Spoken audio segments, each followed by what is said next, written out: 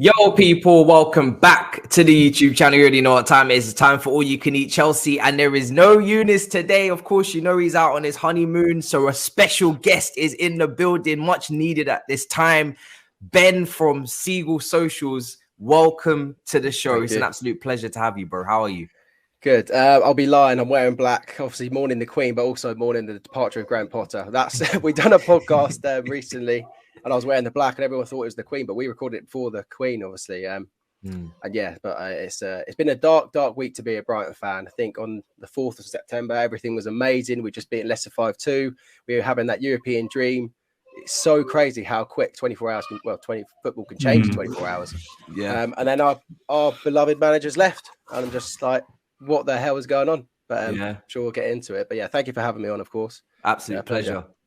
And Miz, bro, welcome back. How are you doing? I mean, we can relate to Ben in a way. I mean, I know we've taken his manager, but we also didn't expect in 24 hours to see from a defeat in Zagreb that we were just going to move on from and you know, try and sort out our Champions League group to Tuchel sacked in the morning. I mean, talk about losing your one of your favorite managers. How are you feeling, bro? Oh, bro, it was mad. And on the day I was looking for my brothers Matisse and Eunice, and no one was around. I was all alone in the field, all by myself, and I was a bit lonely. I was a bit vulnerable. As obviously now days have gone by, we've all started to sort of, I suppose, embrace the new beginnings. But I do feel for Ben as well, man. I mean, we both are in the same sort of boat where we've let go of a manager where we were so connected with. And perhaps we could see that it was coming maybe if the results continued. But for Ben as well, like seeing a manager that was on the rise, and obviously we're going to get into the detail, and all of a sudden taken away just like that. The big boys in the house taking your possession away. Yeah, that's tough. But, and the money as well. Great to have Ben as well. Slumped up immediately. 21 million was it for him and his coaching staff? It's not just the manager we're taking. 22 million. 22. Yeah. So we've taken the manager, we've taken the goalkeeping coach, we've taken the head of recruitment. We've got nothing left. Yeah, I mean, we've got in there. Haven't.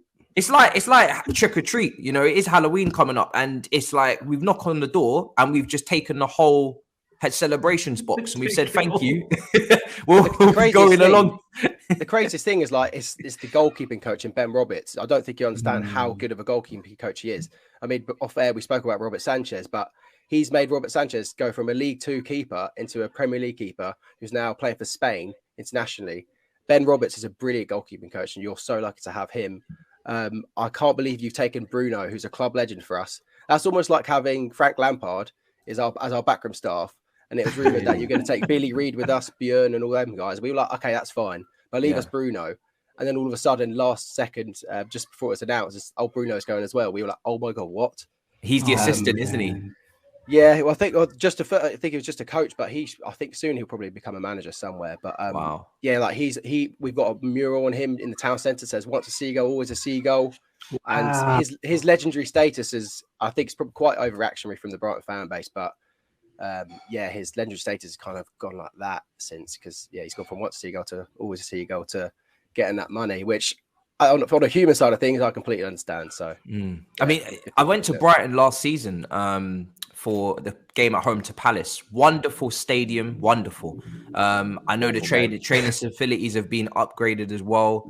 Play some beautiful football. You dominated that game for me, but obviously drew the game. Conor Gallagher kind of took a shithousery goal in a way because he didn't have a great game. I watched it, and then he just popped up in the penalty area. But you guys, man, Lamptey came on off the bench and ripped it up.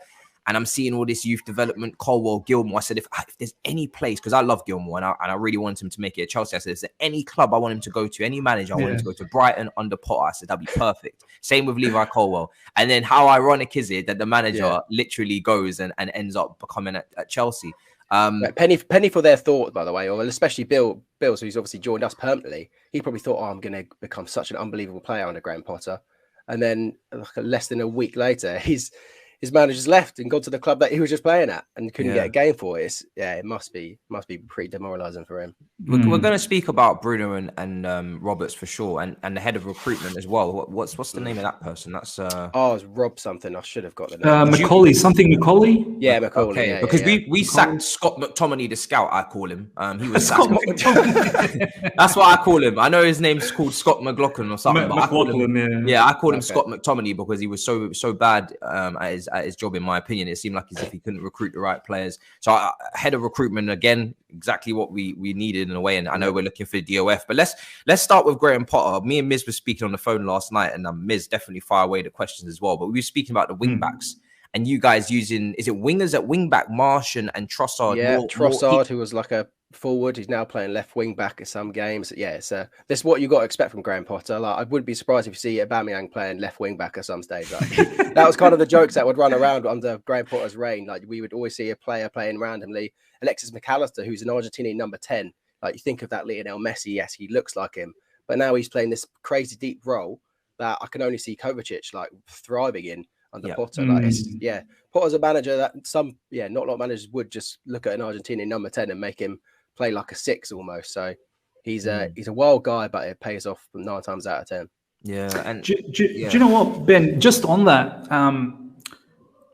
I've watched quite a bit of Brighton because of Graham Potter and how well organized, structured, and your rise since Potter's taken over. Like it's been eye catching, and that's what I've been watching a little bit. And some parts of our fan base, they've always been a bit critical about Thomas Tuchel playing players out of position. And I myself, and I think Matisse as well, several times we've said, it's not really out of position. You got to understand the role.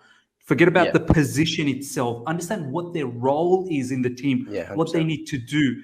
Is that something from what I just, understood what you just said? Is that something that we're going to see from Potter as well, where it may look a bit unorthodox? Why is a player playing in that particular part of the field? But when you look at the role, what are they meant to do for the team? It will all start making sense. Like McAllister, like as you said, number 10. But the recent game against Leicester plays deeper. But from deep roles, McAllister's Bissouma's replacement, which is something you'd never understand. So, what you're saying, in all of our systems under Potter, you have roles. It's not about the player. It's not building about the player. It's the role in that formation, in that team, in that tactic for that specific game. And he changes formations constantly throughout the season, which is something you'll probably have to get used to, but it works. So we lose Bissouma, and then you're thinking, right, we need a like-for-like change. No, we don't. We just put a number 10 in Alexis McAllister in that deeping role, which is crazy. And it works, and it's worked brilliantly.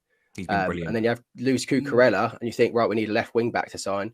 No, just put Trossard there. That's fine. Who was formerly a winger, formerly a forward, and it just pays off because that's how good of a coach Graham Potter is, and the drills he does. He makes players forwards, puts them in an unorthodox position, and they all play for him because he's such a good coach. And they have so much faith in him, and that's something that we're going to be missing for sure. But you'll be gaining that. Player recruitment.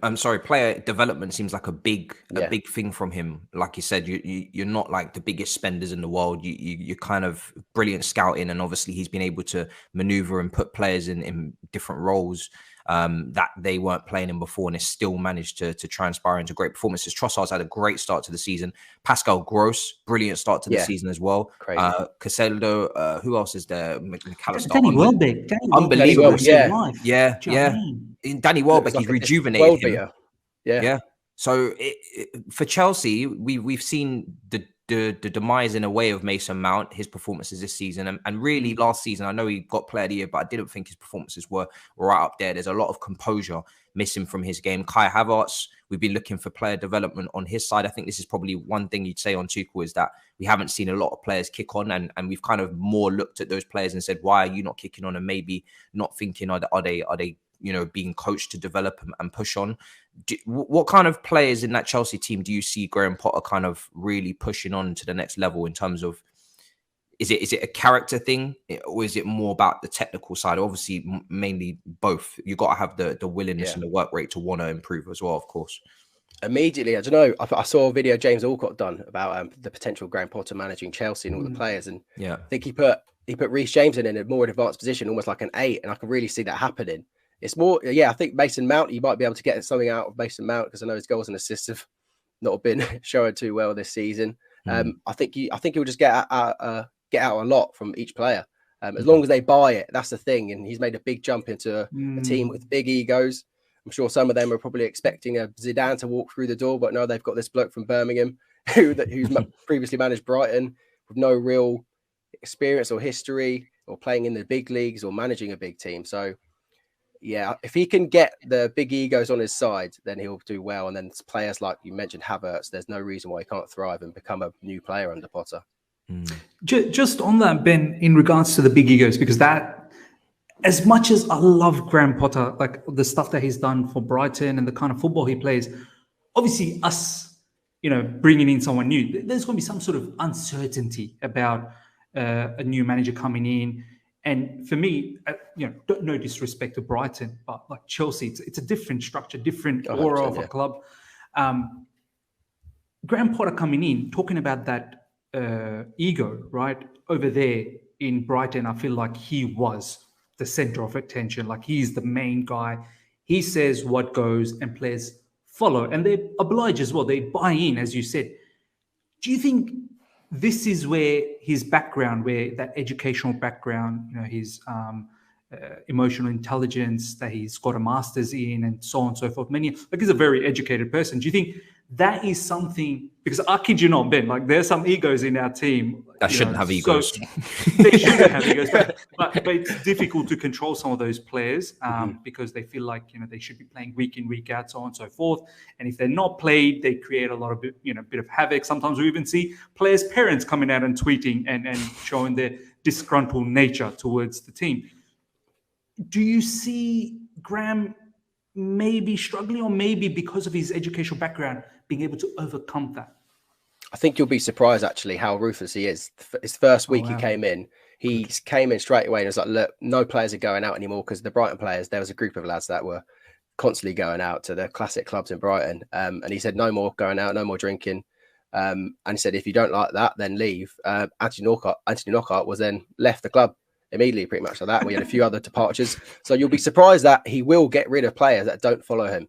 He looks like a calm guy, someone you could probably push over like a PE teacher, but he's nothing like that. And that's why all these massive personalities in Brighton have now started playing for him. Like Lewis Dunk loved a night out. And I won't name any other players, it's a bit harsh, but he's now become an unbelievable centre-back, and his rise has continued where it could have just plateaued very easily once Chris Hughton left. But yeah, Graham Potter's very ruthless, so you got to watch out for that. And some Chelsea players might have to as well. They'll be surprised. It's a good thing Ross Barkley's left, isn't it, Miz? That was crazy, mate. When I heard how much money he was making, I was like, what? That's nuts. That's nuts. Oh, God. Yeah, I mean, he's going to have to be ruthless, because there was a few players towards the end of our transfer window that were looking like they were unsettled. The Christian Pulisic, the Ziyech's. And I'm just hoping that he's been given a 5-year contract on a 12 million per year wage, right? So he's clearly been heavily invested in. Yes. I think that makes him maybe top 3 or top 4 best paid managers in the league, as well as all of his coaching staff coming in as well. That tells me that this, as much as people and the media look at this and say, same old Chelsea, they're just having a knee-jerk reaction, they're just hiring and firing. This, for me, states the complete opposite, is that we're actually trying to go long-term, because they've decided that for the long-term building and stability of what they're trying to create as a culture, that Tuchel is not being as maybe much communication as they want, in terms of the openness and the transparency of how they want to build, sporting director wise, getting involved in that. So if he's not following to a T what they want to do, then they are obliged to go with their guy. And now we will judge them on whether they're building for the long term. You mentioned him playing a lot of different systems, which I found interesting. And when I did my video yesterday, I did notice that 3-5-2, 3-4-3, different variations of a 3 at the back, and the way that it kind of changes towards the top. Sometimes a 4-4-2 as well. And he can, I guess, I've always said you can kind of switch formation in game if you're playing a fullback in that back 3 somewhere as well. So, but with Champions League football, with a game every 2-3 days, which he wouldn't be used to, is that going to be something that he has to adapt to, maybe not changing systems so often, because you're not going to get that full week preparation-wise tactically to go through all of those changes? Or do you think he can blend the both and he can work that fast? But how long, I guess, did it take you guys to get to know pot ball? Like, how long did it take to get there? Pretty quickly, to be honest. Like, I think we forget we were playing under Chris Hughton before he came, Very, very boring defensive football that we were getting tired of. And obviously, Chris, he done unbelievable for us to get us promoted. But it was time to go. We got Potter in, and he changed the whole philosophy of the club, the way we play football, whilst keeping us up in the Premier League for 2 seasons straight, which I don't think it doesn't get talked about enough. We could have easily have gone down, then changed the philosophy in the Championship and come back up. But he kept us up, and like that was a massive, massive achievement in itself. But yeah, going to your question about can he change the formations in time for change systems? Absolutely. There were games last season where we were playing like 7 different formations in a game. It would change that quickly just to keep the game going. So as long as the Chelsea players are well drilled under him, like our Brighton players were under him, then there's no reason why he can't thrive in loads of different competitions that you're in. Just on that philosophy, Ben, and this is something that I covered in my recent video, saying that it's interesting. I personally think, and I know you're in a state at the moment where you feel vulnerable, your manager's gone, and you're a bit worried about the future. I actually said in my recent video, I think Brighton, you guys have embedded a philosophy where even if you lose key personnel now, I feel like it's so deep in your root now as to how you are playing the Potter system. You should be able to carry that forward. And you know, if you look at when Potter came in, I think the first season you guys were 15th, second season 16th. It was last season where you absolutely broke through, got 9th, and this season you really started to take off. Like we're in the top. I'm pretty sure you're in the top 4 or something. Or fourth or something. Places above Chelsea, actually. Yeah. Well, there you go. Thanks for rubbing that in, mate. Not for long. Don't worry, not for long. That's why you've got him, so we can come out of the top 4. So we can take that position for the time being. You can keep it. You know what I mean? Keep it warm for us for 3 weeks at least, because obviously the games have been cancelled. That's great. Exactly. Yeah, still the top 4. I feel like that is one of the key things that maybe our owners have recognized, at how Graham Potter's been able to, because as you said, you guys were a defensive team under Chris Hughton, who was still loved. Apparently, he was very loved in your fan base as well. But for Potter to come in and then do what he's done, obviously there was that pain period, 15, 16. But now that progression, that philosophy, do you think this is probably one of the biggest reasons maybe that our owners probably saw with Potter, that in the long run, Graham Potter is going to come up trumps? Yeah, and as long as Todd has patience, then, and the fans have patience, because my God, if you're listening, you're a Chelsea fan, have patience. Like, we went 14 home games without a win. We went last season, we had 11 games without a win. The beginning of this year, we went 6 losses in a row. A previous Chelsea owners would have sacked him on the spot after 2 games. You've got to have patience, and obviously Graham's got so many unbelievable players under his disposal at Chelsea. So hopefully those runs won't happen. That would be crazy if they did. And probably would get sacked if he went 11 games without a win at Chelsea, 100%. But yeah, you've got to have faith in that long-term vision, because he's a project guy. He's not someone that comes in for 2 seasons and wins titles or wins cups like previous Chelsea managers have. Todd Boehly, am I pronouncing his name right? Yeah. He called my bluff massively. I think when the rumours came out, or the links about Potter being favourite for the job, I was like, no chance. This happens too often, and he always gets overlooked, and they go for a big name, a fancy name, a sexy name, like Potter says. In one of Potter's interviews last year, he was like, no one's going to hire a guy called Graham Potter. It's hardly a sexy name. And he's right. But yeah, Todd Boehly called my bluff, and yeah, he completely surprised me and actually went for him. And I have massive respect for Todd, because obviously he wants to make a big statement and he wants to be there for long term. And when this pays off, because I do think it will pay off, yeah, he'll have the last laugh for sure. I'm quite interested to see. Obviously, in terms of build-up play, it's similar with the 3 at the back, but at the top end of the pitch, I'm quite interested to see what forwards kind of try and replicate what you guys do. I think he's actually got forwards to work with, and not just anywhere. That's what I was going to say. You guys have not had strikers. Every time I remember analysing Brighton, I always said they did great build-up play, fantastic ball progression through the midfield, very direct, very aggressive in terms of they're very risky with their passing. They don't take any prisoners. They look to move the ball quickly. But then when they get to the final third, there's no strikers. They didn't have anybody. But we have strikers.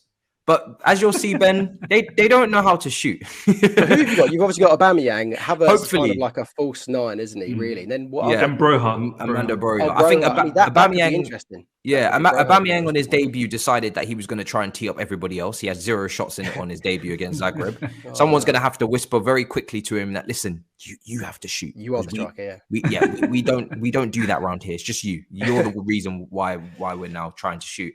So hopefully, because is your team? It feels quite clinical. Like definitely now it does this season. This season it is 100%. Anyway. Yeah, the goals come from the midfield. Like I said, we've only got Danny Welbeck and a guy called Dennis Undav, who we signed for pennies from the Belgian league, and he was like one of the Europe's top goal scorers last year. But that's obviously because he's in a completely different league. Yeah, we've got Danny Welbeck, and so you're thinking he's probably not going to be the main guy, and we've got to try and keep him fit until January now because we've only got 2 strikers. But the goals come from the midfield. I think that's going to be something that Chelsea fans would like to see because Mason Mount needs goals, that's for sure. So Conor Gallagher, we flood the attack with midfielders, and you have Alexis McAllister sitting at the back, which I can imagine Kovacic will be doing. Yeah. And then you have the wing backs push forward, and then you have like one centre back, which I imagine will be Thiago Silva. We normally just when we've got the ball, we have one centre back, and we have everyone else. He's your sweeper, basically. Lewis Dunk is more of a sweeper. Yeah, it's insane. So the goals will come from midfield. Well, they should do if it's all working out under Potter. Just on that formation bit now, you mentioned that your centre back is literally one, and that's what I've been noticing, right? Even though you play with the 3 at the back, and correct me if I'm wrong, Ben, what I've noticed is your 3 at the back is very unique to other 3 at the backs, where it's 3 specialist CBs. Your RCB and your LCB are actually fullbacks, really. That Cucurella used to be an LCB. He was more of a fullback. I think on the right we had Webster, who's more of a centre back, but we also have Veltman as well. Veltman, who was also a right back, and he could play right centre back as well. So exactly. And I feel like Lewis Dunk is the one who's the sweeper, mobile. Yeah. And your 3 at the back is very spread. It's not 3 compact, like they're not 3 together. It's very spread. And it's your 8s that are like box to box pretty much, and they help out in defense, off the ball. And that's why I think your wing backs, which, we had wing backs as well, but they were proper wing backs. But your wing backs are they're genuinely wingers. They're not really wing backs. They're actual wingers. And the question that I want to ask you is, firstly, who could you picture in those positions for us in the back, I suppose in midfield, and also in the wings? Would you say sometimes maybe you could even see where Trossard plays, maybe Sterling playing in that position on the left side, and so on and so forth? What's your thoughts on that? I think that would be. I wouldn't be surprised to see that. It would be pretty cool to see that, especially seeing Sterling in a new system. I mean, surely Graham's going to put Cucurella left centre back again, maybe Thiago Silva. That's what I'm thinking. Yeah. I don't know who about right centre back. I'm not too sure. I'm thinking it might be Reece James. I know you did say he could play as an 8. Yeah, I feel like right centre back could be a position for Reece because he's got Koulibaly and Fofana as well, and that Fofana a massive overload, isn't it? Yeah, I think Fofana might be the right centre back, and then Reece James could be one of those 8s that bombs up and down. It'd be nice to see you getting Cucurella and Chilwell on the same team, because I don't know if Sterling's not doing that left wing back role. Chilwell can probably do that very, very easily because he's a great player. He crashes the box really well as well. The difference between him and Cucurella, so he knows how to make those maybe Trossard runs a bit better. McAllister's been mad for you this season as well. How has he coached him? Because you said he was a number 10. He can see he's got a Scottish name, but he's Argentinian. He plays with Messi. You can see. Alexis, then McAllister. It's the goal that was disallowed there, heart broke for him. Beautiful finish. Oh my God, what a rocket! Free kick, unbelievable. Obviously, put the penalty away nicely as well. The guy is so technically, he's unbelievable. He looks like he is Argentinian, right? He's literally playing like one.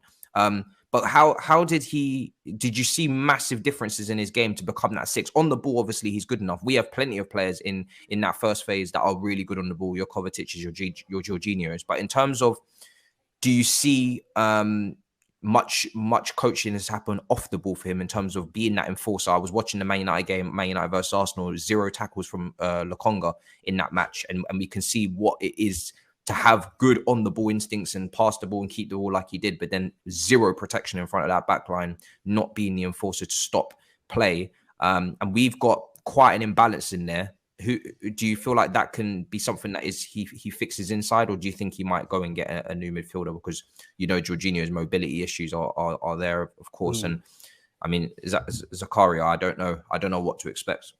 Yeah, I'm not too sure what to expect from Sakai. Yeah, I mean, immediately, I feel like Jorginho and Kovacic would suit that very well. McAllister, for some reason, added this defensive ability that we did not know he had. I think it was just during a preseason game, all of a sudden he was playing deeper, and everyone was going on Twitter like, "Is McAllister playing as like a 6? Is he playing a CDM? Like, what's going on?" And then all of a sudden he's just really good defensively, and I think he's got one of the highest ball recoveries or the most tackles in the season at the moment, which is crazy to think. I really don't think you should have to go and get another midfielder. I mean, we'll get onto it, but you probably will get Caicedo at some point. Let's be honest. But not for that role. Yeah, I think Kovacic should. Yeah, he's got enough ability to be able to do what McAllister's doing. So, yeah, so let's get into it, right? We warmed you up. Who do you want to start with, Ben? Who do you want first? We're going to take some of your players, man. Obviously, Levi Cole was on loan. Billy Gilmour's just been sold. There could be a relationship building. Me and Miz was talking about it in terms of like Liverpool, Southampton. But Liverpool really just took and never gave anything back apart from money. Who are you worried about in terms of at risk? I've seen that Chelsea are potentially reportedly looking at a new goalkeeper in January. We know Kepa's overpaid and potentially not going to be good enough to be first choice, despite being a better ball playing goalkeeper. We're going to have to discuss that, but I want to leave that until the goalkeeper and coach discussion with Roberts. Who do you think at Brighton is at risk of a transfer if Chelsea, and you think Chelsea could come in for them? Who's like the star right now? The star, yeah, I mean, it's Moises Caicedo. He's the next big sell for us, for sure. He's incredible. He was, this time last year, which is nuts to think, he was playing for the bottom of the league, Bereshut in Belgium. He was on loan there. And then we recorded him in January, and he just trained with us for a few months and then came in around March time and just shot to stardom since then. So like, it's, again, crazy how much can change. Caicedo will be a good shout for you guys, definitely. I really hope Ben Roberts gets the best out of Mendy, so don't come for Sanchez because he'll probably be the next guy you come for. Because surely Mendy's got it in him to just kick on now. I know he's had a really rough start to the season, but if Ben Roberts can get someone out of him, then you shouldn't really need to come for Robert Sanchez. But I mean, Graham Potter was the one that gave Sanchez his start, so he might have some like affection there for him and really want to take him to the next level for his career to help him out, maybe. But yeah, Moises Caicedo. I can't really see anyone else. Like, imagine if you signed Danny Welbeck. There's no chance that's going to happen. Like, Chelsea fans would not have it. Yeah. Obviously, we'll talk about the goalkeeper as Matisse said down the track. I think that's an interesting thing because I feel like Sanchez is underrated big time. He doesn't get talked about. I've actually got him on my fantasy Premier League. Like every season, I actually have him as my goalkeeper. Because one, you guys get quite a few clean sheets and sometimes you get penalties that he ends up saving. So he gives me good points in fantasy Premier League. The other player that I wanted to say, Trossard.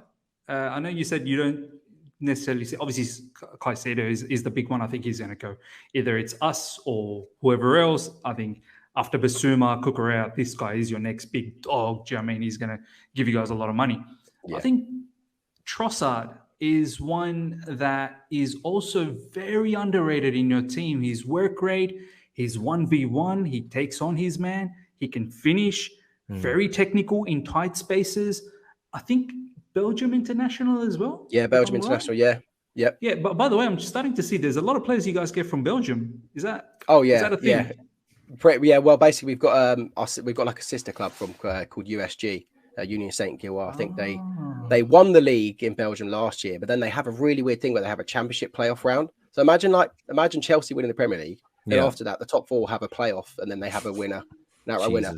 USG were top of the table for the whole season and then lost the championship playoff round. Like, imagine how that's mad. It can never be my league, honestly. But yeah, so we loan players to there and then we get them back.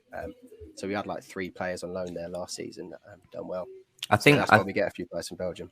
I think a player like Ian Maatsen really is a sneaky shout for someone like Graham Potter. He's very technically secure, having a good start to the season in the championship, I believe. Good striker of the ball as well. Can definitely be inverted and come into those central areas. He's quite small as well. I think he's a shout. Obviously, Levi Cole has to come back at some point. Isn't starting at the moment. I wanted to, before we get to goalkeepers, I'll finish up on Potter. I wanted to get to talk about, I guess, him as a person, because we've spoken about tactically and different formations and systems and all these things. But what has he been like media-wise and the pressure of dealing with maybe those difficult questions? Or if Chelsea do go through a bad run and Brighton have gone through a bad run, what has he been like as a fan in those high-pressure situations as for you as well? Just a very, very cool customer, really. I think he only showed his emotions maybe once when like 10 fans booed us when we drew to Leeds at home. Yeah, and Sky Sports seemed to say it's hundreds of thousands, the whole stadium were booing him. It's not the case. It was about 10 fans. And then he said in the post-match interview, he said Brighton fans should probably have a history lesson. And we were like, oh wow, great, that's a cheap shot, but I mean, fair play. It's nice to see a bit of emotion like that. I think that was the only time we saw kind of an anger from him. Other than that, just a super cool, calm guy. Any interview, any result, it's always the same. It's trust the process. This is a game. It's football. It's the Premier League. All the classic buzzwords that managers say when they lose. So yeah, just a very, very cool guy. And I think that's what you should expect to him. Just quickly before we go into that goalkeeper stuff, player development, I just want to quickly touch on, because that's another big reason why we brought in someone like Graham Potter. Did you guys as a fan base at times get amazed that, whoa, how did Potter make this guy this good all of a sudden to the stage where, now they're going off to different clubs and so on and so forth? Like, do you initially thought that, what can we actually get out of this player? And then you've been blown out of your mind that, oh my God, how much has this guy actually developed under him? Like, that's crazy. Like the first name that comes to me is Dan Burn. It's not just, we know what Graham Potter can do with youngsters, but even a player that's midway through their career or even towards the end of their career, Dan Burn, all of a sudden we bring him into the team. And that was during that game where we had 11 games without a win. We changed formation, went to a back four suddenly. And then Dan Burn was playing like a left back or left centre back at times. And he just became unbelievable. And he was like almost saved our season at that point. We started winning games. I think we got that 1-1 draw against Chelsea when he had an unbelievable game. And then, he gets his move to Newcastle. We make about just under 15 million for him when we signed him for about 2.5. So that's the kind of player development you can imagine. Like, it would be hard to say who's going to become that player, because no one would have expected Dan Burn to become the player that he is under Potter. And then obviously he's doing well at Newcastle, but not as well as he probably was at Brighton. And the same for Cucurella. I guess you've had a tricky start to the season. Basuma can't really get a game at Spurs, and I think a lot of that is down to the roles that they play in Potter's team. So once you leave the Potter's team, it's not always sunny on the other side. It's going to be interesting because we've got a lot of players that could do with a kickstart. Ziyech, players like that. I'm interested to see whether he takes to Potter's tactics and actually improves. But let's get to Robertson, the goalkeeping, because our goalkeepers right now, they've got their own limitations, but there is no guarantees as to who should be starting in this position. I was saying in my video yesterday, I don't know whether Mendy will start because of his advantages physically in terms of his reach and obviously goalkeeping, shot stopping, he tends to be better, or it will be Kepa for the ball playing ability. How just what level was Sanchez at, I guess, and then to now, how big is that gap and that jump up for him since Potter arrived, and what do you see for that goalkeeping situation? Who would you think that he'll favor? Would it be more the ball playing goalkeeper, or would he favor the actual goalkeeping attributes and try and develop the ball playing afterwards? Starting off with Sanchez, I think, like I said, he went from League Two. I think when Potter joined, he was on loan at Rochdale, and then all of a sudden came into the first team. So that's had the big jump that you can make under a manager like Graham. And Sanchez is kind of known for his ball playing ability, but it can either be spot on or so wayward. There's no kind of in between. And so if he's going to stick with the same system, then on paper you would say you go for Kepa for the ball playing ability. So that will be an interesting one. See who he picks there. Sanchez didn't really have too much competition at Brighton. Matty Ryan was towards his end of his career at Brighton. Fans got on his back a bit, so Sanchez came in. And then our number 2 is Jason Still, who's well known for a Sunderland documentary and playing golf. Loves Jason Still. He's great. He's great for the team, honestly. That was quite disrespectful. He's a very good keeper. That was just a joke. So that's his number 2. He hasn't really had too much competition. So it'll be interesting to see who he goes for. Like I said, on paper you'd think Kepa just because of ball playing ability, but in terms of goalkeeping ability, Mendy's better than Kepa, surely. You're a Chelsea fan. No, 100%. Is Mendy really not that good with his feet? It can be dodgy, man. We saw what happened against Leeds. I think not just Leeds. Last year, Real Madrid, West Ham came out against Everton as well. Came out against Everton. Penalty. He's very nervous with the ball at times, and then maybe that could be because of confidence and whatnot. And it also hurts when your team is not doing well. But I feel like from the games I've seen with Sanchez, he's quite comfortable with the ball. There's a clip that's going around, which I just tagged Matisse on, where it's a long ball. I'm pretty sure you'll remember this goal. Long ball, straight to Cucurella, couple of passes, and then a goal against Man United. Pretty sure you probably know this, a recent goal against Man United. Oh, yeah. And yeah.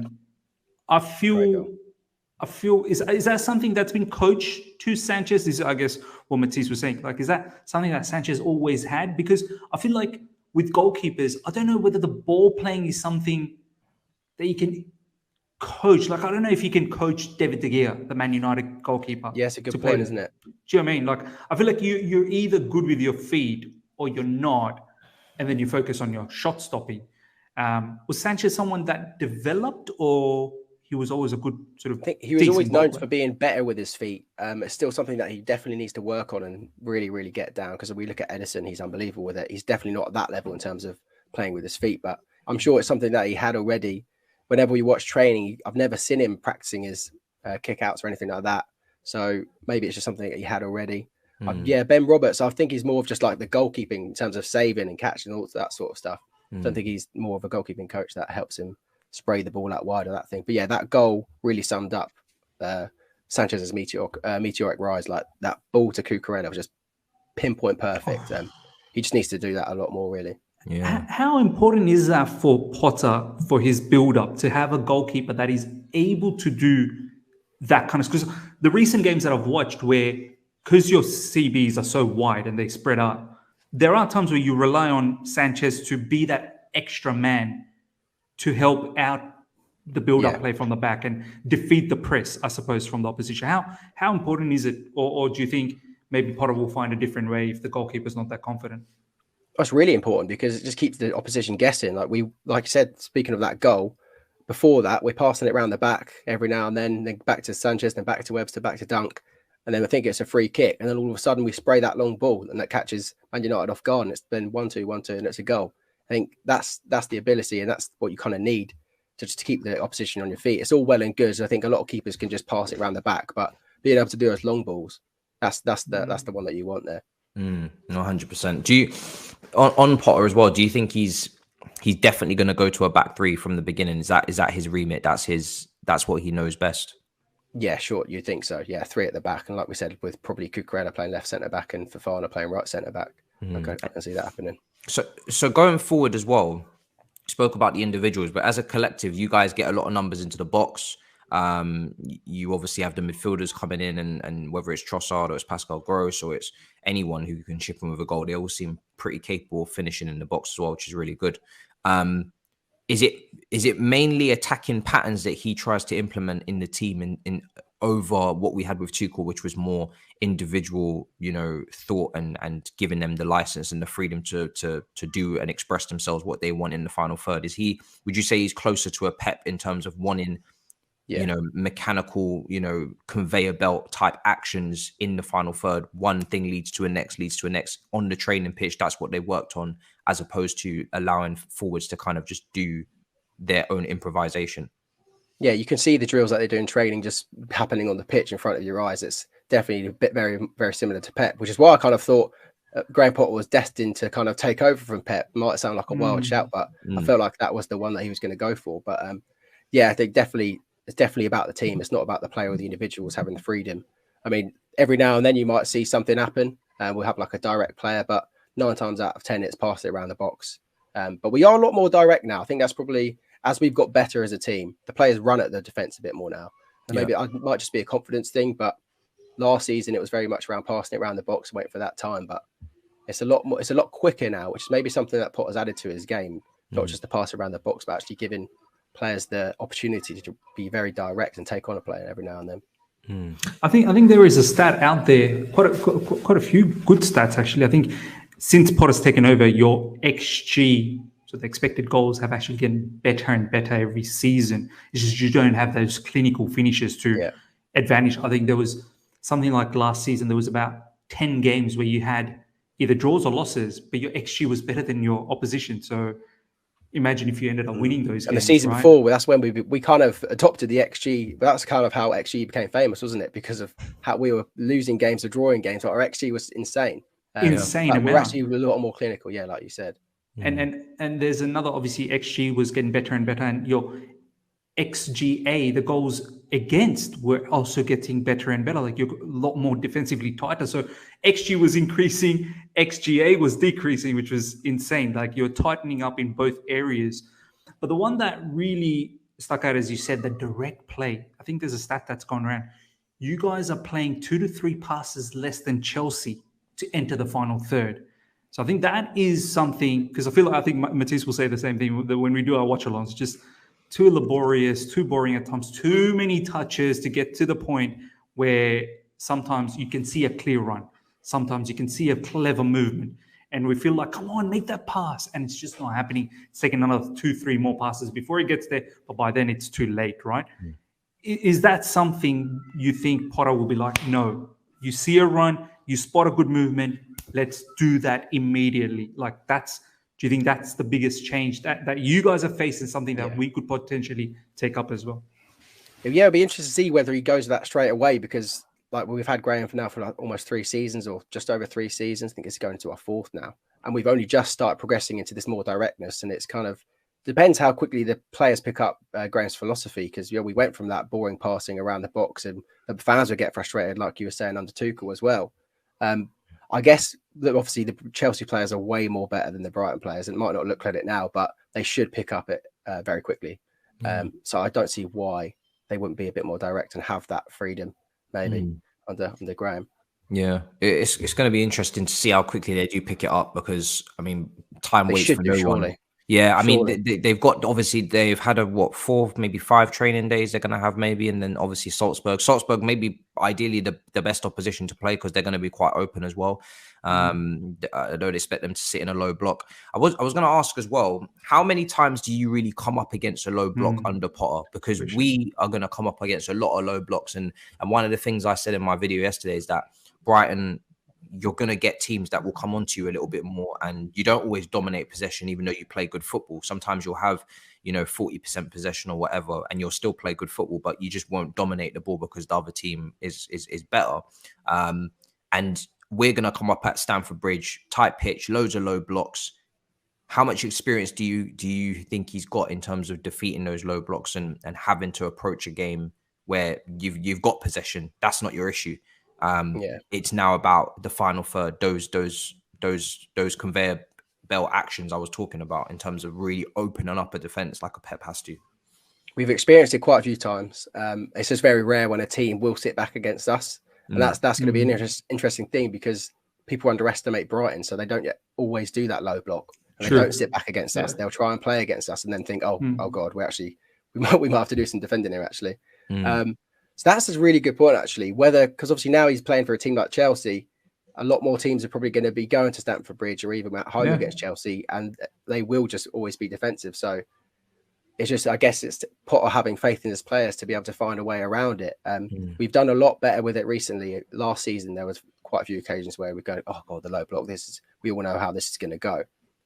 It's just whether teams are then open against playing against Brighton, and whether they are open against playing with Chelsea, which I imagine they won't be. So that will be an interesting thing for Potter. It'll be a new thing for Potter for sure. Just on that, just sort of like a tangent to that, as you said, and we've all said it on our videos as well, that it's two different dynamics. Because obviously, as you said, Brighton, they come against opposition on a regular basis, going toe-to-toe with them. And then you guys show your superiority and you end up beating them. In regards to that, the recruitment, I feel like your head of recruitment looks for players that suit that type of football, coming up against oppositions that go toe-to-toe, maybe a little bit more physical, yes, technical, yes, but not necessarily overly creative, more sort of, can they go head-on with another player? Whereas with us, we're going to come across a lot of low blocks. You do need that technical, creative type of passing ability kind of players. Do you feel maybe the recruiters, as great as they've done with you guys, finding some gems for you guys, will maybe need to look at different characteristics of players now to possibly bring in for Chelsea, as opposed to what they were bringing in for Brighton? Yeah, I mean, that's a good point. I think probably our more recent signings have been a bit more physical to be able to deal with that instead of just having the techie ballers that we kind of know that we have. Maybe that's where Danny Welbeck comes in and plays so well in our system, because he's that physical guy that can then create space and bully the defenders. It creates so much space for the midfield. I think that's another level that we've added to our game. So it's getting that strong striker, I think, will be the key. Maybe not in midfield, because it's, like I said, we've got Alexis McAllister who plays in the midfield in the Premier League. He's not the strongest guy, but he does it well. I think it will be down to the system and probably down to getting that big striker, like a profile like Danny Welbeck. Well, maybe Broha, I don't know how strong he is, whether he could do it. It'll be interesting to see if he comes in. He's the only kind of like guy that you'd think in that physical kind of 9-role mold that could do that. Yeah.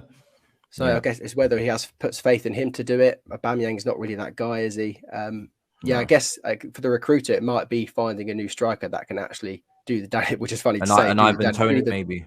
And Ivan Toney, or just do the Danny Welbeck role. Ivan Toney would be very good, actually. It'd be worth a punt for sure. But I think in terms of recruitment, maybe the first position you want to look is getting that striker, because Danny Welbeck has been pinnacle to us.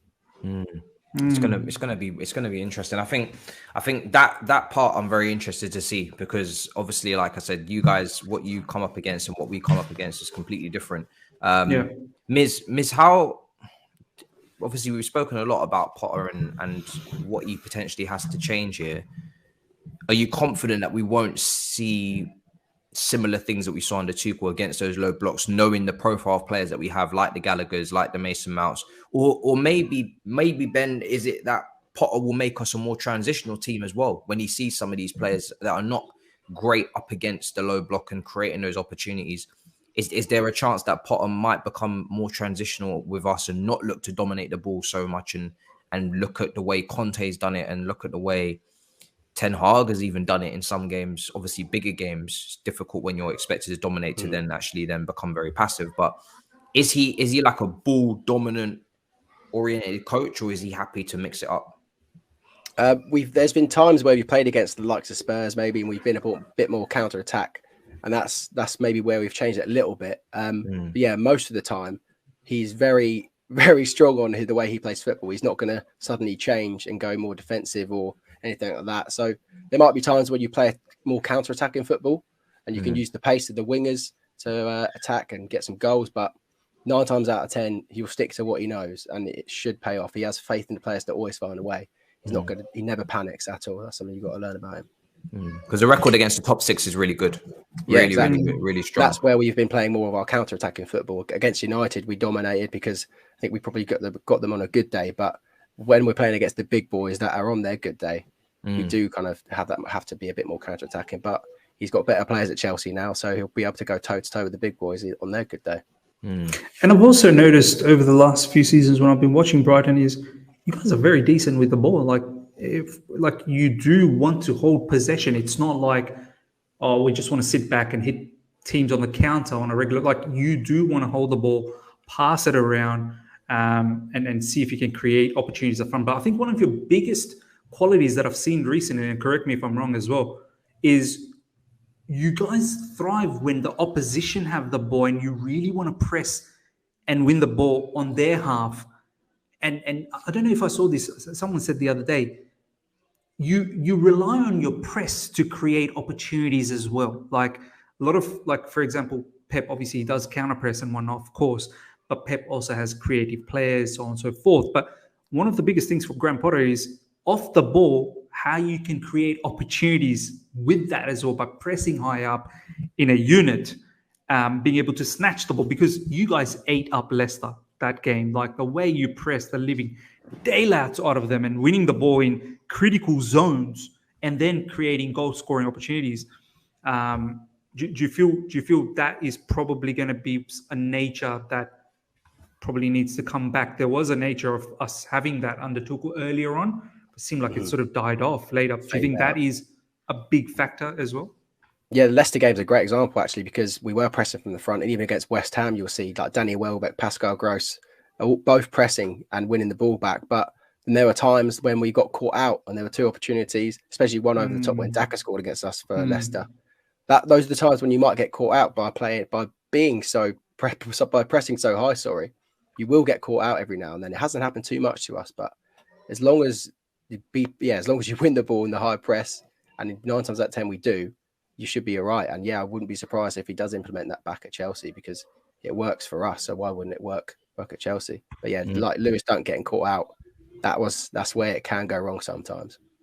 Do you press when you press? Is it a complete unit? Because I was seeing Tifo, but it was a couple of years ago when obviously when he was earlier in his job, that the two forwards back then would press, and then you would kind of sit in a mid block, and then if that didn't work, then you would come up against the two banks of 4, or come up against the 5 and the 3, or you expecting everybody to press as one and leave that really, really high line like a Jurgen Klopp? Because Chelsea have conceded a lot of goals this season due to how easy it is to get through us in the middle of the pitch, and the imbalance potentially in midfield there. So defensively, do you use that press as almost a defense as well, or do you guys prefer to sit off? Because I don't think you have the fastest of centre backs, do you?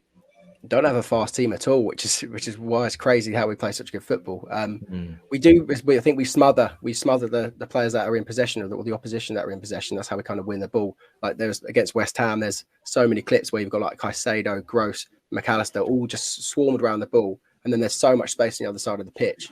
So that's you kind of press as a group rather than just individuals. And then you've got Danny Welbeck just chasing down the ball like a headless chicken, which is great to watch.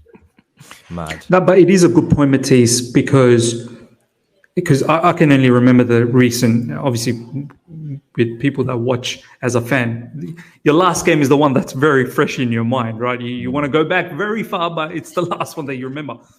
As Ben said, there were times where Leicester found some sunshine on the other side.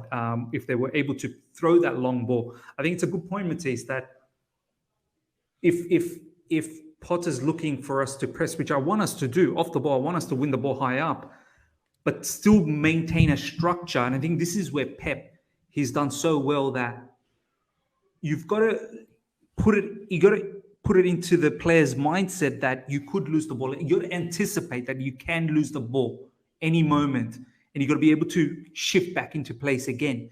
And that's why even though they play such beautiful creative football, but they're very compact. They all stick. Players are not far away from each other. Do you know what I mean? They're very close proximity. The only thing with Brighton is their CBs are quite wide. That's what I've noticed. Their CBs are quite wide.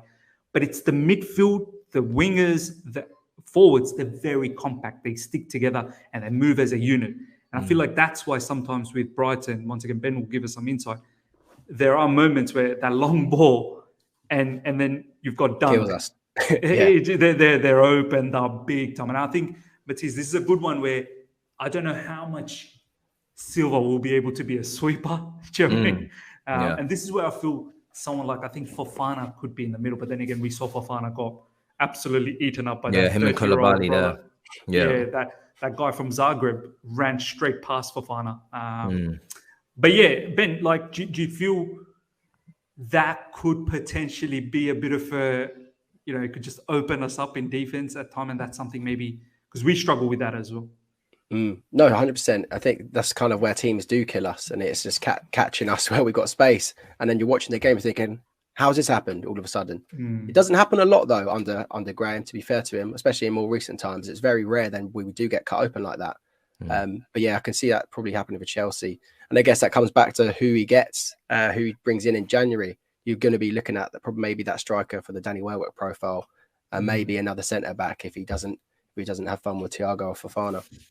He signed a 5-year contract, and it's obviously for the long term. But actions will speak louder than words from our board, because we don't know them. They're very new. I think they've got off to a really strong start in the window, and obviously then Tuchel, which is unfortunate, but they seem to mean business and to know what they're doing. They've obviously got the Dodgers in America.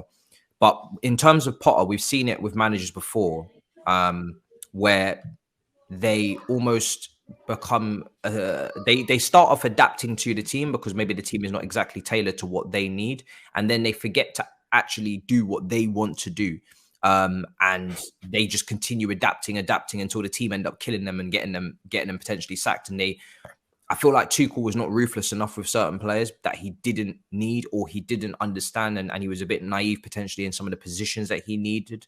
You mentioned that he was ruthless before, but is there any chance on him not thinking of the long term at any point and starting to become very short term based. If he gets that first trophy and he gets that first, taste of winning, and then suddenly going off track a little bit and starting to prioritize older players, how much is youth development and player development in his remit in terms of, he's obviously taken a lot of our young players there at Brighton. We've seen, 3 of them now at your team, and they look good. I know they haven't played many games, but it was looking quite interesting to see how he's going to get them involved and whatnot.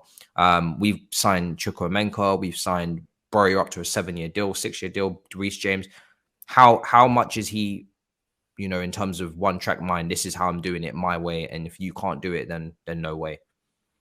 I think, you'd be surprised at the fact that only 2 players that Potter has ever asked the club to sign for him. It's his recruiter that does it all. So there's no way he's going to go into your first question. There's no way that he's going to kind of lose sight of the long-term goal, because he's got that recruiter there that knows how the team plays and knows the players that he needs. He asked for Darwin Núñez when he was at Almira, and then when he went to Benfica, and then he wanted him again, but he didn't get him. And then we've got this guy called Julian Ciso, who's been kind of Potter's only signing that he's actually asked for. So in terms of losing sight, he won't at all. But I mean, the players, when you look at that Chelsea team, there's no way that they can't work for Potter in his team.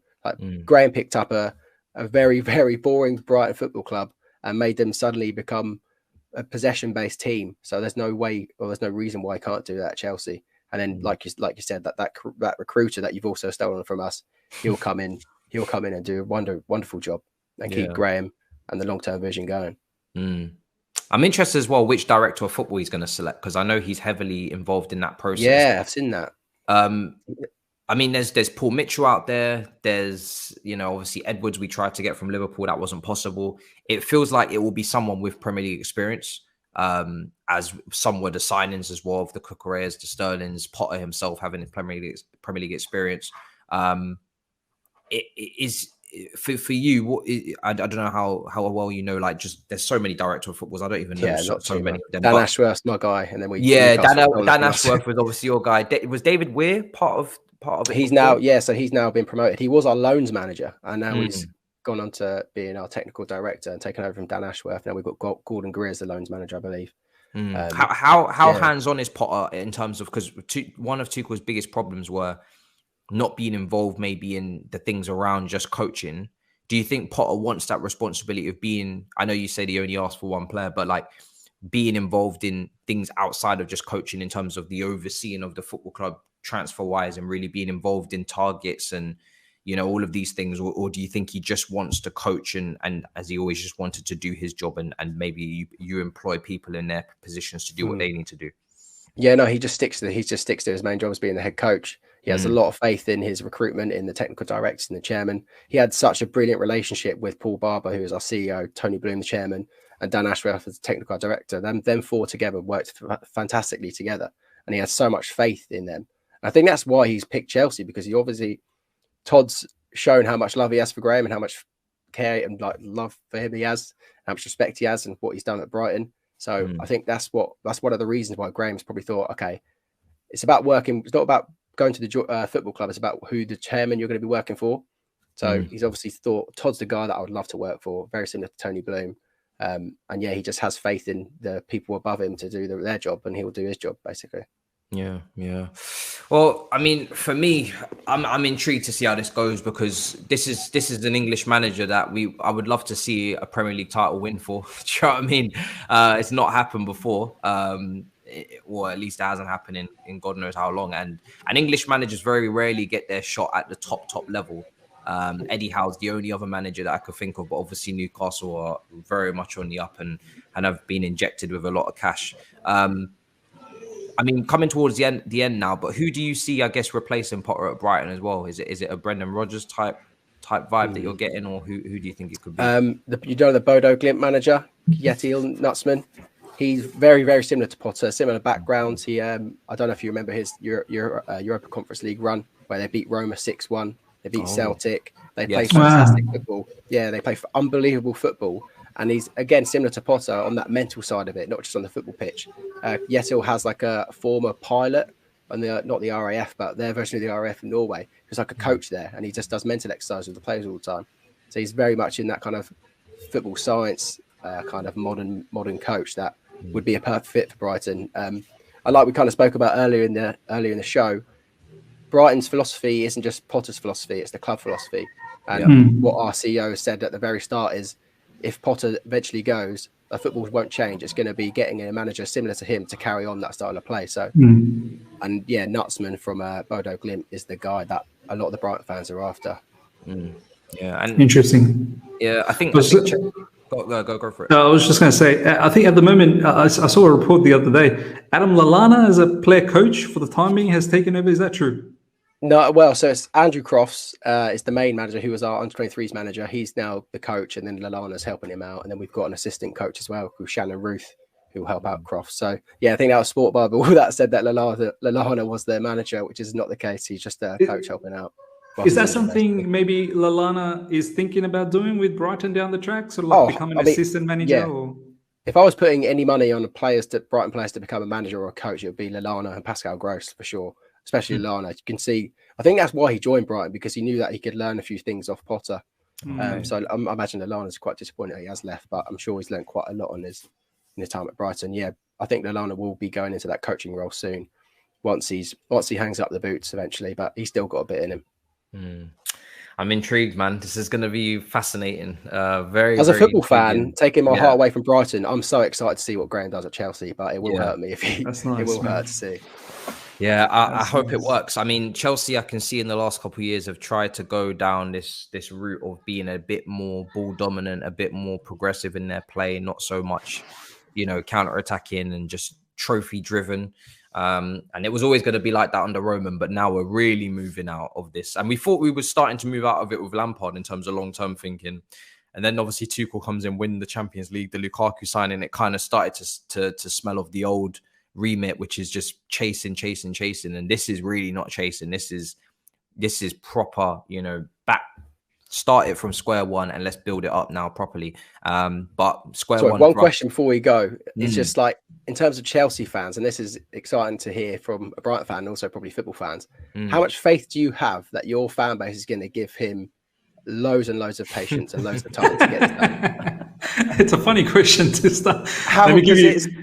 On paper, it does not look good. It looks like he's going to maybe lose a few games and then Chelsea will be like, no, this isn't working out. But let me give you, obviously Matisse will give you his response as well. Today, or was it yesterday late, there was a Matt Law article that had an extract saying, obviously the ambition is still top 4 because Chelsea Football Club, we want to make sure we make Champions League football on a regular basis and compete on the highest level. And the article goes on to say that even by chance that Chelsea doesn't make top 4, Graham Potter won't be sacked, right? Now, I'm completely understanding of that, because you don't give someone a 5-year contract, £12 million salary per year.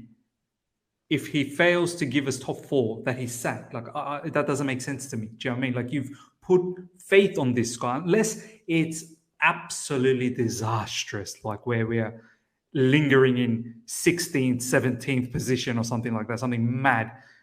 I don't think we're going to...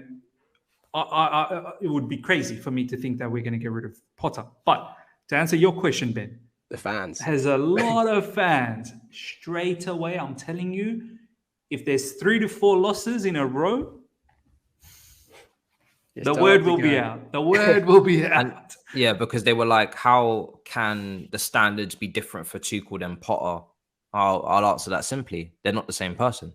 So Tuchel, of course, the standards for him in his second full season were top 4 at a minimum, after spending 270 million and having more of his team and being a world-class coach and being a coach that wants to win right now. That's his remit. Potter is here for the long term, who wants to develop players and has the time, you would assume, given that contract, to do so. And I would still expect us, and he should still aim for top 4 100%. But the difference is that he won't be sacked for not making top 4. Tuchel would have been. And that doesn't surprise me, because Potter is not Tuchel. They're complete contrasts in every way. So I'm interested to see the fan base, but I know exactly what's going to happen. So but I myself, you know, I'm going to remain very patient. I was patient all the way up until the end with Tuchel. I was going to, you know, very much willing to wait until the international break and give him the Aubameyang and Zakaria signings and see if that changed anything, even though there were a lot of question marks starting to develop around his squad building. He clearly needed a DOF. But I think a lot of the fan base are now starting to become a bit harsh on Tuchel online. I think Matchgo is always going to love him as well. Most Chelsea fans are going to absolutely love him, but there's a few people that are being a bit harsh. They're forgetting he took us through the sanctions. They're forgetting that mentally it must have been very draining and stressful for him at that time as well. What he was dealing with personally with his wife, the fact that he was 2 penalties away from 2 more cups. And then we would have won 4 cups that season. And the only trophy then he would not have under his name would be the Premier League inside less than 2 years. That is ridiculous. Much quicker success than other managers.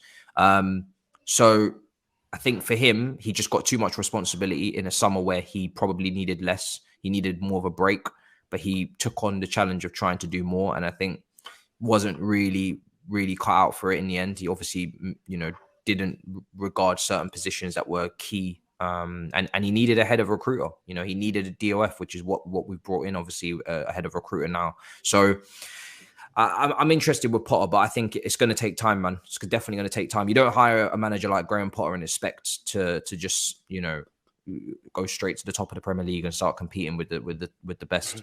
We've spent a lot of money, and Potter will, I guess, be, you know, tainted with that brush of spending 270 million, even though he didn't spend it. That's an interesting thing to see as well. He's never spent big money. He didn't spend it. Yeah, exactly. He didn't spend this money, to be fair. And do you know what, Ben? Like me as a fan, like I've set myself up mentally that we will go through certain parts of hardship before it starts getting better, because that's only the natural thing. Like Potter's going to come in and implement something, a philosophy, which is not going to just click from day one. Like you need the buy-in from players. Some of the players that have been culpable of getting rid of Lampard are still here and probably culpable of getting rid of Tuchel as well. Not because of how their demeanor is, but I think more their performance, I suppose, that's led to such a thing. They're still going to be lingering around. So I'm setting myself up for a situation where I'm patient. And a lot of people are saying, "Oh, Miz, we're not Arsenal Football Club." But the thing is, you're going to have to go through some form of hardship before you start seeing sustainability on a regular basis. That's just the open and honest reality. The other thing that I wanted to ask you, Ben, was, you know, the money that he's going to have now, right? Obviously in Brighton, you guys don't have that level of money, but you guys are very smart with your recruitment. Chelsea Football Club, and this is something that I've said to my viewers as well on my channel, and I want to hear what you have to say about this. There is sometimes, obviously we won the gems. We definitely won the gems, the players that Graham Potter's going to find out through his head of recruitment and whatnot, those Belgian superstars from tier 2, bring them up the level and they become this awesome star. But Chelsea Football Club at times will have the need, that brand, that big player to come in, because it's a business as well. It's about selling shirts. That's why I think Todd Bowley wanted Cristiano Ronaldo so badly, and Thomas Tuchel categorically said, "No, I don't want this guy. It just doesn't fit." Do you feel Potter, how's he going to be, you know, let's say next summer, Rafael Leao or Christian Nkunku, like some of the big names that Potter probably didn't even think about, imagine about having a the Brighton. shortlist has changed, I can imagine. The recruitment is going to be crazy. And there's an interesting one of the youth players, because like we've got Moises Caicedo and he's at the ability where he can just jump into our first team. But when we had, imagine Moises Caicedo at Chelsea, if you picked him up, there's no way he'd get into your first team that quickly because of the level that you're at. So it's going to be a difficult one. I don't know whether it'll be about signing youngsters for the future at Chelsea. I think it will be, because he's got the money to be able to get players for the there and now. It'll be more about just getting players there that can suit his system for the present, rather than looking ahead 4 years where, you know, we signed Alexis McAllister about 3 or 4 seasons ago when we had Chris Hughton, actually. Now he's only just starting to thrive. So I think, the players that Potter will get and the recruitment will get is more players for now rather than looking for the future. But doesn't mean that he's going to not give Chelsea's youngsters a chance, because that's what he's done for Brighton and turned them into first team players. It's about, he'll give opportunities to the youngsters. But it will be very interesting to see what happens now. He's got money to spend, because we've sold a lot of players and we haven't put the money back into the team. So yeah, that would be crazy to see who he gets. As much as we study Potter and we take what he's done at Brighton, Chelsea is like a completely different stratosphere, and it's so completely different that we actually really can't completely predict what he's going to do with all this extra money, with all this extra pressure, with all these extra games, with all these extra egos, with all these extra players, media attention. You know, it's completely different. But I am seeing reports from Ben Jacobs that he has held one-on-one talks now with senior players. He's stressed the importance of leadership and dressing room unity, and has spoke of his open door policy. So he's already started to speak to some of those senior figures and individuals. Leadership is in question at Chelsea in terms of set pieces as well. We've conceded a lot of goals from set pieces in the start of the season. We haven't scored many. The set piece taken has been absolutely dreadful as well. So I'm interested to see how he tries to rectify that. Leadership-wise, I would say captaincy, we could be better. I know Aspilicueta is a club legend, but I do think we could be better from a leadership standpoint. So I'm interested to see how he deals with that.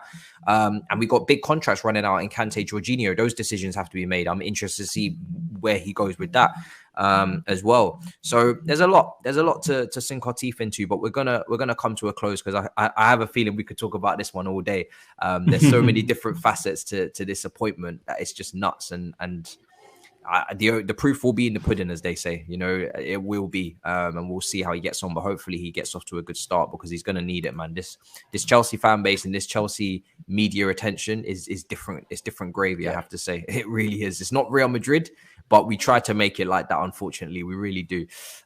We try our best. Ben, it's been an absolute pleasure, bro. Please let the people know where to find you. More of your content. Yes, so Seagull Social on YouTube. Seagull Social on Twitter and Instagram as well. And then my personal is literally just Ben Spalding as well. So yeah, if you're ever interested in hearing about Brighton, come and have a look. We have actually done a podcast, an hour-long special about Graham Potter. So you hear the kind of Brighton side of it. I'll try to say my piece a bit, but yeah, there's a bit more from the Brighton side. So you might be interested in seeing that on our YouTube channel. Yeah, I heard that, and then they're not happy with the money being spent in the Big Six. I'll tell you that, lads. It's demoralising. I'll quickly say it before you go, and I'll make it shorter. It's more the fact that like we've done it by the book. We've got a brilliant manager. We give the youngsters a chance and all that stuff, and they think, oh, we're actually finally pushing for Europe. But then we hit a ceiling because once you start doing too well, the Big Six and the top six come and pick at you. We lose our technical director. We lose all our coaches' staff, best three players from last season. And then we're going again this year and think, oh, we can do it again. But no, our manager, our head coach leaves as well. So unless you get bought by a massive billionaire like Newcastle have, there's no way of actually getting to that point. So it's a bit demoralising as a football fan to now suddenly come to that realisation and witness it firsthand. But that's football now, isn't it? And before we come to a close as well, sign out. I mean, Bruno, you spoke about Bruno and club legend. What is he like as an assistant as well? What can we expect from him on the touchline? He's not a massive presence on the touchline. I think the past few games he's actually been in the stand, which is quite a strange one, sitting in the media. I think he was sat in the media area at one point against Leicester, which maybe he's just getting a bit of a higher view of the game, probably, than going down and talking to Potter, maybe. This is the craziest thing. He loves Brighton. He lives in Hove. He walks around the town constantly having the freedom like that. He's one of the members of the public in Hove. He's got I think he's got a bar or restaurant there. It's just crazy that he's now just left it all. And I understand why he has. It's a great opportunity. It's just a shame how it's all ended. But yeah, Bruno, I think the fans will like him. Chelsea fans should like him. He's a great character to have. Miz and Billy Reid as well. This little Scottish guy, Billy Reid. That was the maddest thing. He's thinking, how has he gone from Brighton or his previous jobs and now he's going to be the assistant coach at Chelsea? That's mad. I saw him at a cafe during the Brighton Marathon, and I'd said hello to him. He's just a normal guy. He's just a normal guy.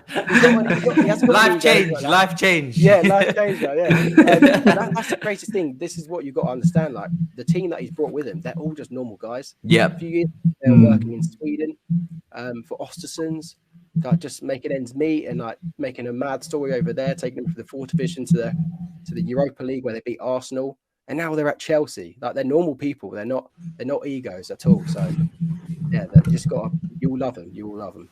Yeah. Now when you see him be wearing sunglasses and whatnot, I mean, like, listen. Yeah, turn it up. Range Rovers. Range Rovers. Miz, let them know where to find you, bro. It's been a pleasure as always. Absolute pleasure. No, 100%, man. Ben, firstly, massive thank you to you. It's been good conversation, some good insight. I'm pretty sure, I said this as Matisse said earlier on, I get the feeling there is a relationship brewing between Chelsea and Brighton. I think Top Bowley fancies your execs fancies us. I think in the future there could be a lot of player development going, some of our players, youth players could possibly go to you guys, and then, so on and so forth. I think it'll be interesting. I think we're going to see a lot more of it. It's not a bad relationship to build. Great. We got some good young players. It's not bad. That's a silver lining. Yeah. Brilliant. I love it. I think if there was a club that I want to have a relationship with, it's probably Brighton. Do you know what I mean? They play lovely football. Yeah. But to all the people, the other side of the coin, obviously getting very close to 17,000. So let's do that. And exciting times. That Salzburg game's just around the corner, and what Potter does in that first game is going to be quite interesting to see. The lineup, the way we play, the attitude of the players, how they, take that up. Have they bought in? It'll be good until the January window opens again. I think it'll be very interesting to see which players have bought in and which players haven't, and all sorts of dramas that will transpire out of that. Ben, get ready, man.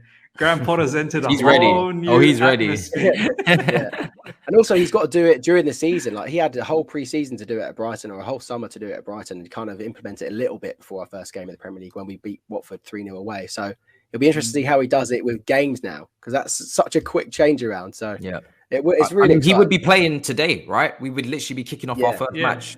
Right, in an hour or less than an hour. So this period of training was brutally needed, because we'd be kicking off in an hour, and opposition tactics are key as well. Obviously, Mitrovic is on fire. So, wow, it could have been a very quick start for him on a lunchtime kickoff. So thankfully, he's got a few more days. But Salzburg, Liverpool, round the corner. We'll see if that one gets cancelled or not. But guys, make sure you smash up the likes, smash up the icons. You guys have been supporting a lot. You've been begging. Where is All You Can Eat Chelsea? When is it coming out? This is the show where if it don't come out on time, they lose their heads. But as you know, Eunice is on honeymoon. He'll be there for a few more weeks, I'm sure. So you can see it on his channel. There's no thumbnails. This brother's just out here, just putting the content out, and boom, out he goes as well. So we want to give him that time, man. Listen, let him enjoy his honeymoon. We'll probably line up a special guest again for next week's episode as well. Because I don't want to badger Eunice too much. It's a special time in his life. He deserves to have a little bit of space from Chelsea, as hectic as it is, and he'll be back when he's back properly, and I'm sure. So look out for next week's episode. We'll have another special guest, probably a Chelsea fan, and I'm actually intrigued, because I think it might be someone that I've never collabed with before, but that Miz has. But we'll talk about that off air, and we'll let that surprise come. So big up your damn selves. In a bit, people. Peace.